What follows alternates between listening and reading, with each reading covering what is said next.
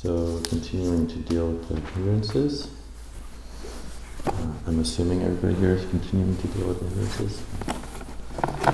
I think there's just a couple more days of this. And so today I'm going to read a bit from the Succito. And this is kind of talking about the hindrances in terms of sustaining and being dependent on nutriment, and then how some factors of awakening help to deal with them. So I'm going to start with something from the Bojjhanga Samyutta, a sutta from the Bojjhanga Samyutta, the second one called the body.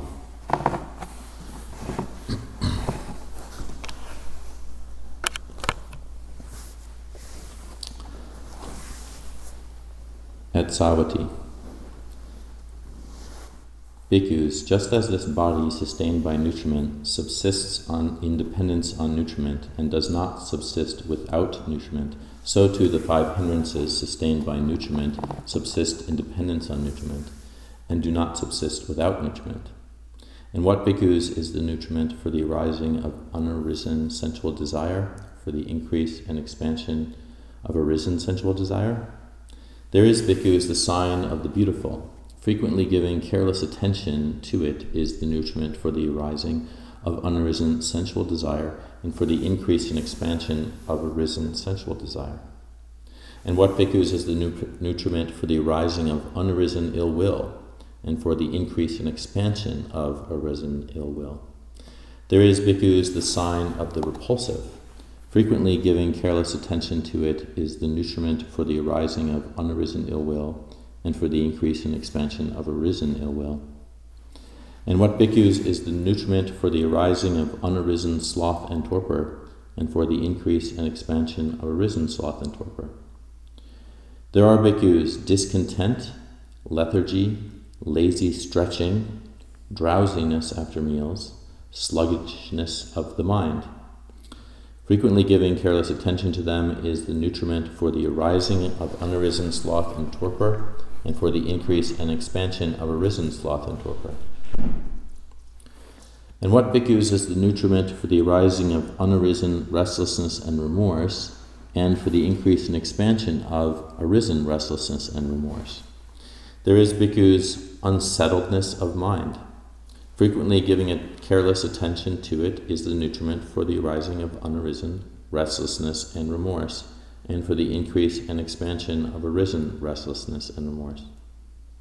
And what, bhikkhus, is the nutriment for the arising of unarisen doubt, and for the increase and expansion of arisen doubt? There are, bhikkhus, things that are the basis for doubt. Frequently giving careless attention to them is the nutriment for the arising of unarisen doubt and for the increase and expansion of arisen doubt. Just as this body, bhikkhus, sustained by nutriment, subsists in dependence on nutriment and does not subsist without nutriment, so too the five hindrances sustained by nutriment subsist in dependence on nutriment and do not subsist without nutriment. Bhikkhus, just as this body sustained by nutriment subsists in dependence on nutriment and does not subsist without nutriment, so too the seven factors of enlightenment, sustained by nutriment, subsist in dependence on nutriment and do not subsist without nutriment. And what, bhikkhus, is the nutriment for the arising of the unarisen enlightenment factor of mindfulness, and for the fulfillment by development of the arisen enlightenment factor of mindfulness? There are, bhikkhus, things that are the basis for the enlightenment factor of mindfulness, frequently giving careful attention to them as the nutriment for the arising of the arisen enlightenment factor of mindfulness, and for the fulfillment by development of the arisen enlightenment factor of mindfulness. Let's check here. Just looking at the note, which isn't very relevant. And what, bhikkhus, is the nutriment for the arising of the unarisen enlightenment factor of discrimination of states and for the fulfillment by development of the arisen enlightenment factor of discrimination of states? There are, bhikkhus, wholesome and unwholesome states, blamable and blameless states, inferior and superior states, dark and bright states with their counterparts. Frequently giving careful attention to them is the nutriment for the arising of the unarisen enlightenment factor of discrimination of states, and for the fulfillment by development of the arisen enlightenment factor of discrimination of states. And what bhikkhus is the nutriment for the arising of the unarisen enlightenment factor of energy, and for the fulfillment by development of the arisen enlightenment factor of energy. There are bhikkhus the element of arousal, the element of endeavor, the element of exertion. Frequently giving a careful attention to them as the nutriment for the arising of the unarisen enlightenment factor of energy, and for the fulfillment by development of the arisen enlightenment factor of energy. And so the one point that Bhikkhu Bodhi makes is the element of arousal is the initial phase of energy, the element of endeavor, the intermediate energy, and the element of exertion, energy at full intensity. And what bhikkhus is the nutriment for the arising of the unarisen enlightenment factor of rapture, and for the fulfillment by development of the arisen enlightenment factor of rapture?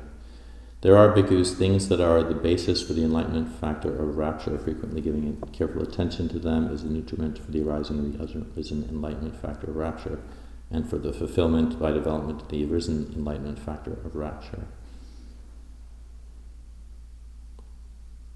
And what bhikkhus is the nutriment for the arising of the unarisen enlightenment factor of tranquility, and for the fulfillment by development of the arisen enlightenment factor of tranquility? There are bhikkhus tranquility of body, tranquility of mind. Frequently giving attention to them is the nutriment for the arising of the unarisen enlightenment factor of tranquility, and for the fulfillment by development of the arisen enlightenment factor of tranquility. So Bhikkhu Bodhi has a note here: tranquility of body is the tranquilizing of distress in the three mental aggregates: feeling, perception, volitional formations. Tranquility of mind is the tranquilizing of distress in the aggregate of consciousness. And then he says the commentaries frequently interpret the pair body and mind mentioned in the text in the light of the Abhidhamma, which draws a contrast between mind, citta, the chief factor in cognition, and its accompanying body of mental factors, cetasika, which perform secondary cognitive functions. It seems, however, that in such passages as the present one, body was intended quite literally as meaning the physical body, considered as actively contributing to the qualitative tone of an experience. So, and what bhikkhus is the nutriment for the arising of the unarisen enlightenment factor of concentration, and for the fulfillment by development of the arisen enlightenment factor of concentration? There are bhikkhus the sign of serenity, the sign of non-dispersal. Frequently giving careful attention to them is the nutriment for the arising of the unarisen enlightenment factor of concentration, and for the fulfillment by the development of the arisen enlightenment factor of concentration. And the sign, Bhikkhu Bodhi's note is the sign of serenity is serenity itself as well as its object, and the sign of non-dispersal is synonymous with it. And what bhikkhus is the nutriment for the arising of the unarisen enlightenment factor of equanimity, and for the fulfillment by development of the arisen enlightenment factor of equanimity? There are bhikkhus things that are the basis for the enlightenment factor of equanimity. Frequently giving careful attention to them as the nutriment for the arising of the unarisen enlightenment factor of equanimity, and for the fulfillment by development of the arisen enlightenment factor of equanimity. Just as this body, bhikkhu, sustained by nutriment, subsists in dependence on nutriment, and does not subsist without nutriment, so too these seven factors of enlightenment, sustained by nutriment, subsist in dependence on nutriment, and do not subsist without nutriment.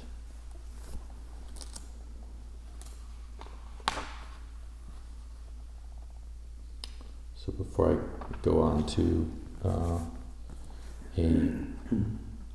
explanation by Ajahn Succito along the same lines around the hindrances and the seven factors of awakening, if there's any questions or comments about any of that. The first one you mentioned, mindfulness. What were the nutriments for mindfulness? For the first bojjhanga. I'm looking at that now. It says there are bhikkhus things that are the basis for the enlightened factor of mindfulness, and he didn't. When I just looked that up, he didn't he didn't give that. He just said the things that become objects of mindfulness. And then he said the 37 aids to enlightenment and the 9 supermundane states. So I guess the antidote is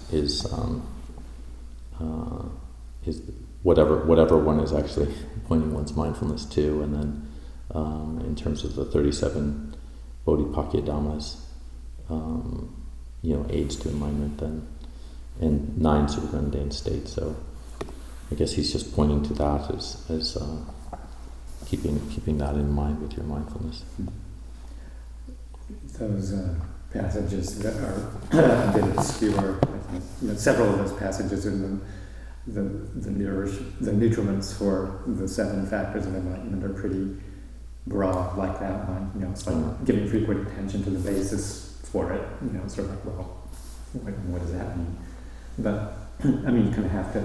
I think for me, one of the most salient issues around that is that appropriate attention, so that whatever it is, and like say in the case of mindfulness, I think one could say that the bases for mindfulness are the 4 foundations of mindfulness. So if you want right mindfulness, that's how it's defined elsewhere in the suttas. And then the most important factor is that you actually put your attention on them, and start to investigate them and look at them, or bring them into your consciousness. Some of the other ones are, can't remember which is it, like rapture, I think, is one that's kind of left, Yeah, they do leave 3 out. It's just like, we'll just pay attention to it for what allows its arising. But that when the signs and features, oftentimes he refers to it as appropriate attention to the signs, or something like that. But that's sort of like, well, when you do experience it, you know what the effect is, and regenerating that set of circumstances that leads to that experience is what you have to keep in mind, and then put your attention on that process frequently, and that acts as the nourishment or the nutriment for developing. So it's not as specific as one might like it to be for several of those. Was that the same for equanimity? Yeah, because I think that's I didn't catch that one. I think it was kind of another one. Putting attention on the signs that are the basis for it, or something like that. Yeah, and in general, sometimes you do read that in the suttas. I think what's helpful is then to go and investigate what other suttas actually the Buddha is explaining further, around the enlightenment factor of equanimity. So because there are suttas where he goes into deeper explanation. This one he doesn't. One thing I wanted to say is that I didn't flip quickly enough onto this, but from the start of the sutta, Bhikkhu Bodhi has some notes. He says, nutriment here has the meaning of condition. And then rather than sometimes how we might otherwise associate the words, it's just like a condition for ahara. And then he did state, actually, he said, the sign of the beautiful, supanimitta, is a sensually attractive object, particularly an object that arouses sexual desire. The word nimitta is difficult to render in a way that fits all the major contexts where it occurs. I return to sign only after several experiments with alternatives, aspects, feature, appearance, proved unsatisfactory. Elsewhere it clearly means basis, cause, condition. And then he talks about the commentary glosses careful attention, ayoniso manasikara, with unmethodical attention, off-track attention, because it is not the right method for gaining welfare and happiness. And the commentaries consistently explain it as attention directed to the impermanent as permanent, to suffering as happiness, to the selfless as self, and to the foul as beautiful. So that's about it. I read the other notes. One quick other thing on those bases that we were talking about. The one for concentration is somebody I thought was a useful one. The word non-dispersal one, puts attention on non-dispersal. And to me, that's sort of like a really nice qualitative description of what actually it feels like. And I think also coincides with the translation that sometimes people use more of samadhi being translated rather than concentration as collectedness or composure, which implies this, affective experience of pulling together. So non-dispersal, you're pulling, you're collecting your attention in a way into the body-mind so that it's not going out to objects. So that was one that I did find useful. There is another word connected with that one. What was that word? The first one, yeah. Non-dispersal and the first one. It's it says the two they have in careful attention to them. Is tranquility of body, tranquility of mind. I'm sorry, and the other one was that one was sign of serenity, sign of non-dispersal. Serenity, which is serenity. What is the word he uses for translating? What's the Pali for serenity that he uses? Because people use them for different Pali terms. Is it there? Samatha nimitta. Okay, samatha he uses as serenity. Samatha nimitta. So attention to the sign of calming or the sign of non-dispersal. And then Max has a question. Yes.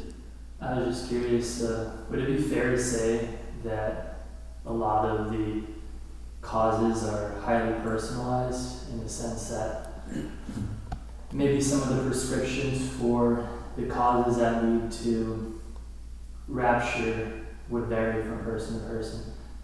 I think there's a sutta where it says something like reflection on virtue or one's virtue can lead to gladness of mind, can lead to tranquility, can lead to rapture, like so and so along those lines. And it just reminded me of, for example, Ajahn Cunda was down to talk the other day, and you were mentioning the memory you had with your mom and how that brought gladness to your heart. Mm-hmm. I was thinking, can things like these memories be used as a trigger for some of these states? Well, when you were talking, I was thinking like the Buddha has so many ways that he gives for you can try this, you can try that. And so I think in so many ways, as you're talking about the causes and conditions for the arising of wholesome factors, is quite dependent on each person. So obviously if there's another person not like Ajahn Cunda who had an abusive mother, then giving sign of to that would cause a lot of aversion, anger, fear, and resentment. And so, each person would have a different, that's a specific thing, but each person would have a different thing they may focus on. So it might be for some people, even just the practice of something like metta isn't very helpful for them because they might already have quite a lot of metta, and that might they have so much, it might just keep pushing them over into something that's more unsteady or not helpful for them, whereas they might need to actually look at equanimity as a helpful condition for them for supporting their own practice. So I definitely think it's personal what each one of us actually moves our minds towards and finds helpful in terms of when the Buddha recommends things. And that's why I think he does have so many recommendations. It's very, even the meditation objects or what it might be, it's helpful for people. Somebody who might have a lot of lust, for example, they just, it might not help them if they're not using a Subha Kammatthana, if they're not paying attention to the sign of the unbeautiful. So they would need to move in that direction if they're not already. You're alluding to a key point is if you're trying to develop something that, by choosing an object that, say, gives rise to rapture, in your example, that you need to also make sure that object that you're using is of a wholesome nature and is in accord with the path. Because you can develop rapture, say, by really absorbing into something that may not be necessarily so supportive. You can really develop a rapturous state of mind by listening to music or something like that, which isn't necessarily bad or morally wrong, but it's not an appropriate object to develop, what you might want to call form of rapture that's in accordance with, with developing the seven factors to their full extent. Yeah, and each situation calls for different methods for how we do things. Like sometimes we have to use more coarse means to develop our minds rather than something that might seem fine that the Buddha is actually talking about. So like if there's a lot of let's say one is experiencing a lot of lust, for example, and you keep trying to sit and meditate through that, and it's just not working, it's just keep creating more lust, then maybe you just need to kind of get up and work or do something with your body or something that's actually on a more coarser level till you can work on something that's finer. And so that's just a usual thing that we're trying to measure whether wholesome dhammas are increasing and wholesome are increasing and unwholesome are decreasing. And so we're trying to attend to that very carefully, and then seeing what actually works for us. I'm sorry, I've got just one more comment based on the comment that you were making next about gladdening the mind, using certain objects to gladden the mind, and to just be really aware that that's just that's like an early stage in your practice, so that you want to get the mind into a receptive state of awareness that can then support proper investigation, proper development of the four foundations or the four establishments of mindfulness. So all of those kinds of meditations, like my reflection on my mother, can serve to bring up a sense of ease, like pamoja, easefulness in the mind. But that's not like a suitable object for developing all the developments of mindfulness. But once my mind is in a state of ease and pamoja, then I turn towards, the more traditional mindfulness practices, like mindfulness of the body, mindfulness of breathing, mindfulness of feelings, and all of the things that are found in the four establishings of mindfulness. So the gladdening the mind it's not like the final object of attention. It's kind of like a stepping stone to kind of clear out and establish a very nice framework of mind, then to jump into the Satipatthana. I wonder if there's kind of a distinction between right effort and right mindfulness. That could be different categories. Mm-hmm. Yeah, like right effort, bringing up wholesome states of mind. Memories or whatever. Right, but then only using that as a partial stepping stone to samasati. So I'll continue with Ajahn Succito here, talking about very similar. It's called Hindrances and Enlightenment Factors. This is from his The Most Precious Gift. This reflection is offered in the morning of 20th of September 2014. At the beginning of the Satipatthana Sutta, the Buddha refers to the four establishments of mindfulness as being the direct, undeviating path for the attainment of the true way, for the disappearance of sorrow and grief, and for the realization of Nibbana. We may gloss over these terms, but it's helpful to consider them and give them some directed and applied thoughtfulness. Often we try to, quote, attain Nibbana, or something we call Nibbana, but that way of speaking is inaccurate. We don't attain Nibbana, we realize it. We attain the way. These two terms have some overlap, but they're not entirely the same. There's a different quality of citta. Attaining is something we feel definitely. This is it. I have it. I own it. I'm with it. Here I am on the direct way. That's not Nibbana. Nibbana is the end of the way. There's nobody on it. So it's a realization. Realization is a complete holistic opening of the citta. The forms that encouraged us, disappointed us, and challenged us have all dissolved. Just like the creases in a cloth when you spread it out, just like the folds in a map as you flatten it out. All those terrible troughs, all those wonderful peaks are now dissolved. This is the realization of Nibbana. We rather like peaks and we dread troughs, but they all can be opened out and freed. Every peak is followed by a trough, I assure you. How can it be any other way? What is the disappearance of dukkha? Dukkha means suffering or stress and all its subtler forms. I am suggesting that there's a process which leads to its disappearance, an unfolding of that which can unfold, that which can open. What can do that? When you say, I opened to something, what opened? It's this holistic sense, isn't it? Perhaps your thoughts paused, your directed energies relaxed, your fears disappeared, your holding back wasn't there, your defensiveness wasn't there, your sense that you have to hurry up and get it done wasn't there. When those mental factors disappear, something seems to unfold, a greater receptivity and full awareness.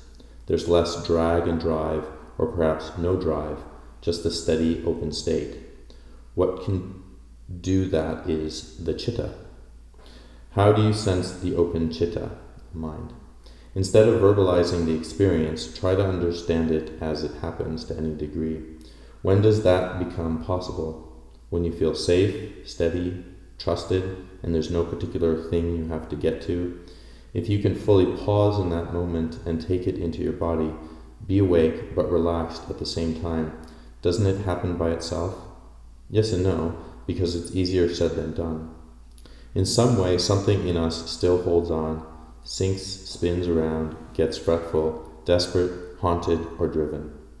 How do we touch into these areas that are confused, out of control, and coated with ignorance? How do we relieve or unburden them? According to the conventional Pali Canon, it happens through a process of undoing all that needs to be undone. That can sound negative, and we may even wonder what's left after all that undoing. What's left is the citta, but we shouldn't hold it as an idea or as a state, because any name we give it will put some restriction on it. The Buddha lets it be. You will know it. It's there all the time, and if we really dwelt in the heart of it with clear presence and intelligence, then the fetters would drop away. The path, the fruitions or realizations of that way are sometimes termed nibbana, which means that something isn't happening. It's a verb. Something is not burning, not firing, not revving up. Nibbana is called the undoing, the blowing out, the cooling. Something is stopping. We can also express it with the word deathless, which is an affirmative and refers to the completed citta. This gives us a little more of a positive slant on it.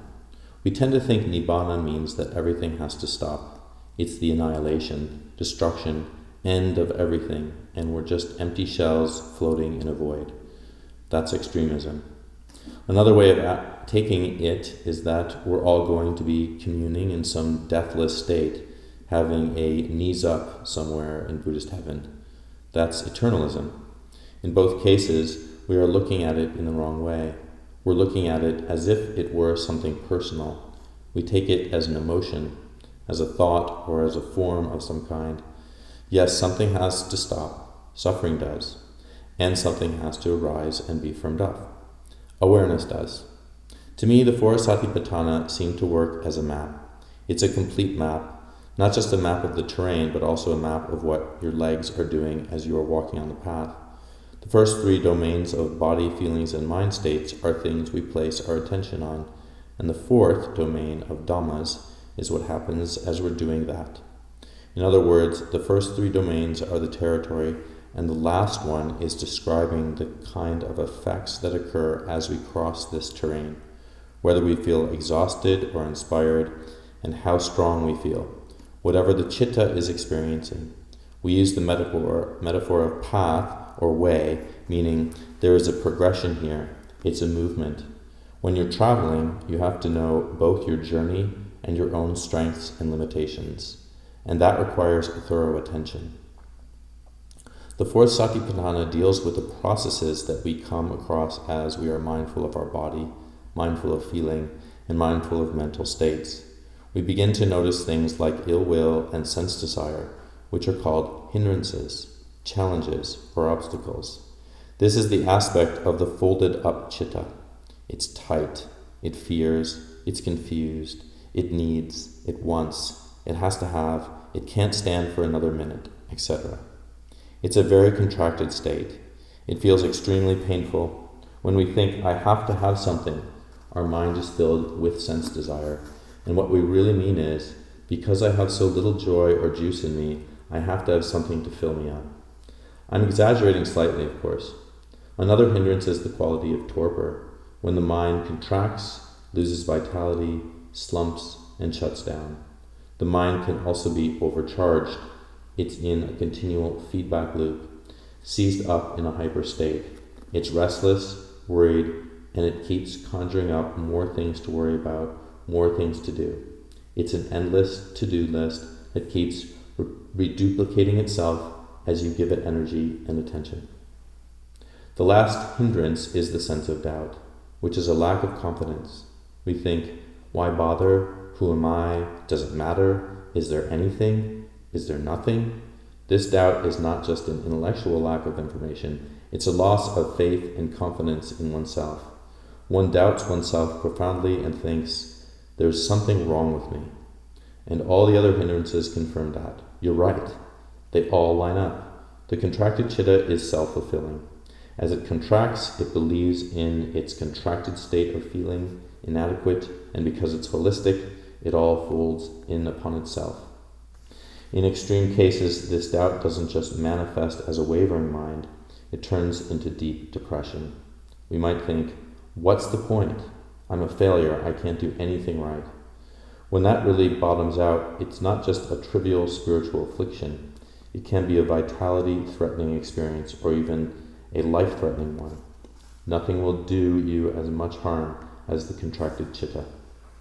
We also have what are called the 7 enlightenment factors, bojjhanga. The first one is sati, mindfulness, the ability to stay present, to sense, to be aware of what's going on without reacting to it, with a sense of that's that. Being able to name the hindrances is a step towards mindfulness. For example, we can recognize this is ill will, and not dwell in thoughts like, he's such an idiot. We may be behaving like an idiot, but our direct experience is ill will. We are taking in our own chitta state. Other people may act in ways that are stupid, inconsiderate, abusive, and so forth. But right now, the first thing you have to deal with is your own contractedness. Otherwise, you're going to respond to them with rage, insults, or fear. If that contractedness relaxes, maybe you will find yourself wondering, why did she do that? You will be a bit more open and be able to look at that situation with a clear mind. You will be able to see the projections and proliferations, papancha, that happen when the chitta is contracted. They make us believe that there is a problem out there. You gradually build up a reference of the experience of ill will or any other hindrance as something absolutely standard. It's a very simple concept. Everybody has that. But we need to study it. Using mindfulness and investigation, Dhammavichaya, which is the second bojjhanga, we look into the experience of a hindrance. How does it feel in the body? What does it rest upon? Is it resting on a particular perception? A hindrance lands on a sense base, like a sight, a sound, or a touch, and more significantly, it rests on a perception such as, he's such a bully, or she thinks so much of herself, or she took my seat. That was clearly my seat and she took it. We carry perceptions, and these perceptions become people. There are some people in this room whose sole purpose in coming here was to deliberately take my seat. I'm exaggerating here, but at that moment, that person becomes a seat taker. You may even think that we deliberately bring professional snifflers here, or door bangers, or people who insist upon using the toilet in the middle of the night. You may then be bristling into rage or sinking into despair. All this movement is swinging around, and you can contemplate that. The body and mind get into a contracted and flattened state, and in that state, you can't see anything but the object of aversion. Most of your mind can be obsessed with huge disproportion about what one person said or did at one moment. For example, the other evening, when I was answering the questions some of you wrote, I looked at this particular question, said, and put it down. The person who wrote that question might have perceived this as dismissal and thought, he thinks my question is stupid. He thinks I'm an idiot. That kind of reaction, in this case, ill will, can can become the overriding experience, but who knows what really happened? Maybe I just picked up the question and thought, that's a really good question, but it's better if I answer it tomorrow. Ill will has two particular ways of operating. One is, I feel aversion towards others. The other one is, people feel aversion towards me. The latter is called the inner tyrant or inner critic. We imagine other people's perception of us and proliferate around that. Of course, sometimes people do insult and abuse us. When somebody attacks you, you usually tighten up to defend yourself, and you can stay in that defender mode without even recognizing it, because the body holds it as a constant pattern. It could even be that you're just defending yourself against lots of lights, noises, and bangs, especially if you're in a city. When you're in a defended state, you feel tight and sense there's ill will around here. It must be from somebody else. There are times when we don't feel comfortable, we don't feel happy, we don't feel welcomed. Basically, we don't feel open. There is anxiety, the sense of something is wrong or could be wrong or may be going wrong. And I don't know what it is. And we project that unconsciously. In the extreme, the defense becomes established as a particular pattern where you're defending yourself against something. People can get so used to that state that it feels strange to not have it. So the mind keeps throwing things in to keep it there. This is the inner tyrant. We get familiarized with slightly defended states. I'm all right, I'm doing my thing, I'm okay, or saddened ones. Am I okay here? I don't know. Something keeps telling us there's something wrong with you. As you have probably seen, these retreat situations highlight and open up these qualities. You're criticizing yourself, criticizing others, and so on. Even little things can trigger this inner critic. For example, you come late to the morning puja. You're the last one in, and you criticize yourself for being late. Everybody else hates me because I'm late. The teacher thinks I'm slow, slack, laggard, lazy, and useless. So the next morning, you get there on time and criticize yourself for being such an automatic conformist. You're just so concerned with conforming. You're just a sheep, aren't you? You're in a sheep in a herd of other sheep. The next morning, you decide to get there 10 minutes earlier, before everybody else. Then you criticize yourself again. You're such a goody-goody, aren't you? You think you're better than everybody else. You just want to show off how prompt and keen you are. You're wrong again, and from that state, you can criticize others around you. You look at all those laggards who turn up late. This inner tyrant can take just about any form. Ill will closes us, and when our system is closed, we sense ill will and hostility around us because the pain of closure is here. We feel not safe, not comfortable. When we become mindful of that, we realize the need to practice metta, which is the fundamental medicine. Metta doesn't mean wishing, may I love everybody, but rather, may I understand the phenomenon or the activation, the sankhara, of ill will. When ill will is present, allow it to be, and feel inwardly the ability to relax. Feel comfortable and wish to yourself, may I be free from harm. As you're consciously breathing in and breathing out, may I be free from harm. May I be able to operate as best I can according to my own body-mind. Breathe out the pressure. There's a little bit of nibbana there. Something has momentarily ceased. Take this into the body. This is how we investigate, how we develop the second bojjhanga. In line with that presentation, we could say that the enlightenment factors work on the hindrances. We don't get rid of the hindrances and then add the enlightenment factors. The enlightenment factors arise because of the hindrances. They are the ones that meet those hindrances. The third bojjhanga is virya, which is something translated as effort, but actually means energy. We are fully with the present experience and feel this is the important process to be with. We are feeling it, breathing it, getting our body energy into it.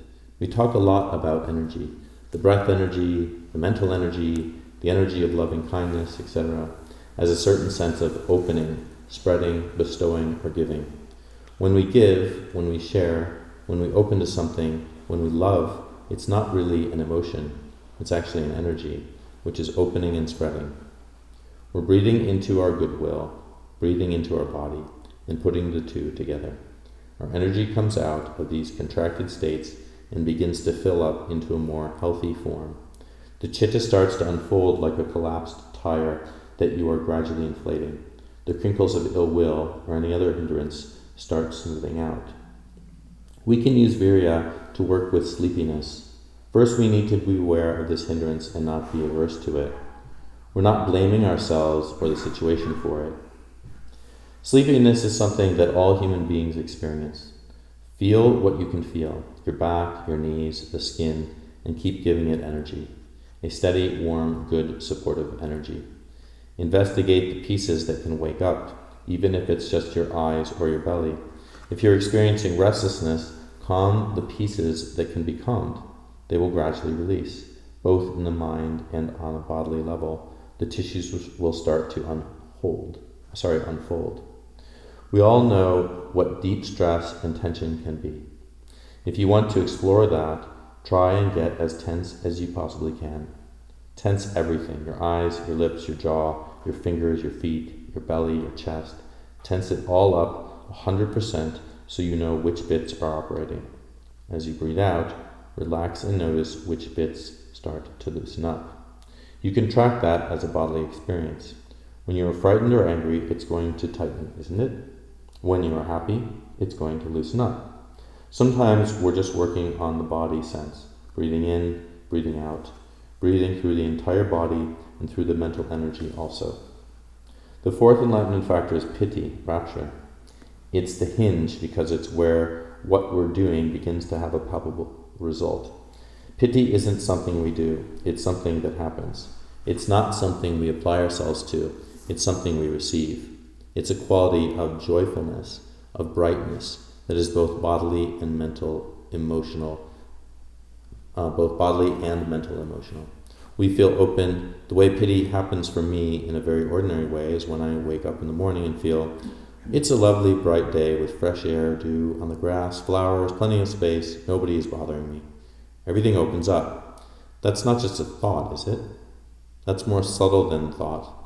As the chitta begins to unfold from a driven, hounded, harried, or needy state, piti is what is experienced, but you don't experience it through a thought. Vitaka is the application of a thought or an idea, and vichara is feeling it, sensing it. Isn't it lovely when tension releases, when your shoulders drop and you really can breathe out and feel a full in-breath that isn't driven or pulled, but just happens? A very significant feature of piti is that the hindrances are no longer getting in. They may be hovering, but they're not getting in because the chitta is unfolding. Also, some of our conventional identity drops away. A lot of our conventional identity can be about being very busy, organizing, managing the stress that we are giving ourselves, and getting more stressed out about it. Getting busy being me, with all my agendas, routines, histories, possibilities, obligations, requirements, needs, worries, and so forth. And now, with piti, we're starting to forget some of that. Isn't it nice to just be here breathing? The density of identity is often creating all kinds of structures and connections to manage its own stress, and that, of course, gives us more stress. There's a certain quality of innocence about piti. It's an embodied chest experience, a skin experience. Because the boundary is safe, the body opens. It's really important to sense how samadhi is coming after this sense of piti, because the way the common mind understands concentration is tighten up your attention in order to get concentrated. Unfortunately, that attitude can feed right into the contracted state again. We may become very attentive, but we don't necessarily get piti, which is associated with opening. The process the Buddha describes starts with mindfulness, investigation filled with buoyant energy, not effort or striving, and a sense of piti. Then things are turning. You are feeling less heavy. If you can get in touch with that, you realize the hindrances are your whetstone, the thing you have to work with. You sharpen your enlightenment factors on that whetstone, on that grindstone. The hindrances are tough, but nothing else you can do is going to get you out of them. No situation or friendships are really going to get you out of them. You're not going to come to an idyllic retreat center where they're all washed away from you. It's more like you go to a retreat center thinking, it will be nice, But after a few days of retreat, you start to think, it would be nice if only it wasn't for the bell, the routine, the people, the noise, the weather. The hindrances will come, so come prepared to meet them. The attainment of the way means that you recognize you have to meet those hindrances. There's nothing going wrong. It's the first frontier, you could say, the first piece of the landscape. This is the way you are going to learn. However, you shift things around to make them more manageable. And I'm not saying that you can't do that. Eventually, the only thing you can do is to try to sustain enough sati to investigate and to learn, to turn your energy into something redeeming, benevolent, and fulfilling. This already is plenty, actually. Through that, the contractions come out, and the result is some sense of pity. So there's some more, but we've run out of time. We'll continue with that tomorrow. But if anybody has any comments or concerns or questions. I was wondering if you could either expand upon all or give like an additional reading recommendation that kind of talks about this contraction related to effort, and specifically like I've been reading more suttas recently, and kind of just this like contracted, painful, like it energizes me, it makes me want to practice, but also there's kind of this like constriction and like ill will comes up more. Not sure how to deal with that. Well, that comes back to the that sort of tightening of the, I think it's the lute or the viola, I can't remember which the actual instrument was. It's pretty specific for the sutta, but that effort can be too tight, it can be going too far, which is what Lumpur is talking about in this, in what he's writing. And so I would say you can get some of that from specific suttas that the Buddha teaches about, where he'll instruct monks to not take things too far. Sometimes, especially in the beginning of their practice, he'll suggest that they not do certain practices, and they insist they do them, and then they come back and they say, it's amazing, it's astounding, I wasn't able to deal with my mind. And he said, right, that's why I told you, don't do this. But I think if you want to read more Lumpur Succito, he's very much in tune with this. The book what he was mentioning was The Inner Tyrant. I don't know if you've read that, but that's a very good book around kind of the way that we essentially torture ourselves with our right effort, and we think we're being kind to ourselves, but we're actually being tyrannical. And so I would start with something like that, but really Ajahn Succito has been talking about these things around attuning right effort, and not going beyond the boundaries of it for quite a while now, I think the last 2 decades, because he's identified that as such a tendency for people who are on his retreat, especially in the US and the UK and Europe, Australia. So he's just seen that as something that needs to be tempered in people, because we tend to our cultures tend to drive us towards perfection and are identifying with being the best and getting it right and making the best effort. And so that just creates a lot of tension, which a lot of people eventually see, or they break down, or they're not able to function because it's too tight for them. So I think just also knowing that that's our cultural mix. I mean, you're coming out of a university right now, and so just graduated, and it's like 4 years of just like that pushing towards being the best. Also has quite a lot of dysfunctionality that it's expressing as functionality, as the correct way of being.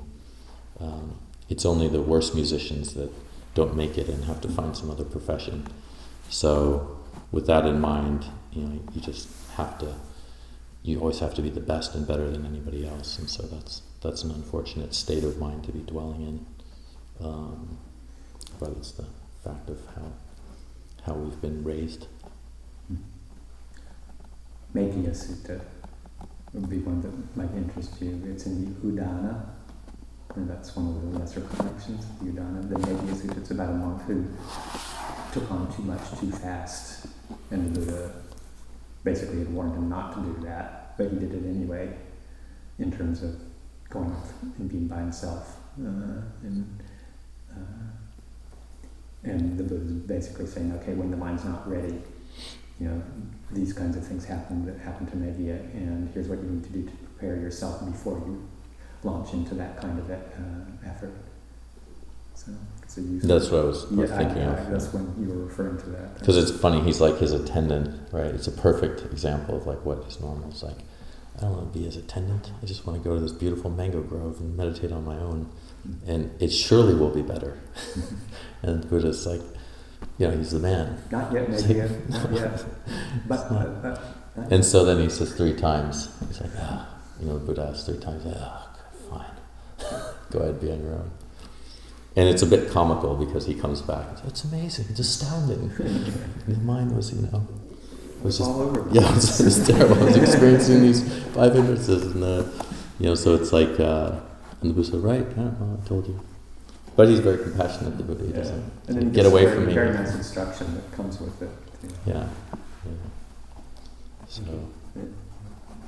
I remember actually receiving that same advice from a practitioner who had been practicing for a while when I was just starting, and I was like, I was living in Tibet, and I would have some various time alone, and I'm just going to go live on the the plateau up there around the city I was in for like 10 days. I'll just bring enough food. And he was like, don't do that.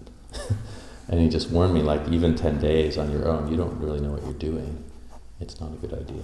So instead I came back here and went on long retreats and ended up at Abhayagiri.